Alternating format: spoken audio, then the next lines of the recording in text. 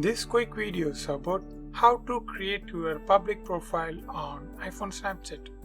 Okay, first open Snapchat, then tap here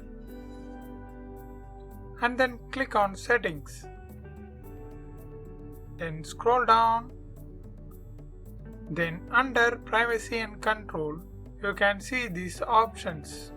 First, contact me, touch that and select everyone. Back, view my story for everyone. Back, see my location. Yeah, if this ghost mode was turned on means no one can see your location. If turned off means you can customize who can see your location. For now I don't need that. So you go back, then again go back. Yes, here. Then you can see this option, create public profile. Touch that, continue, get started, create.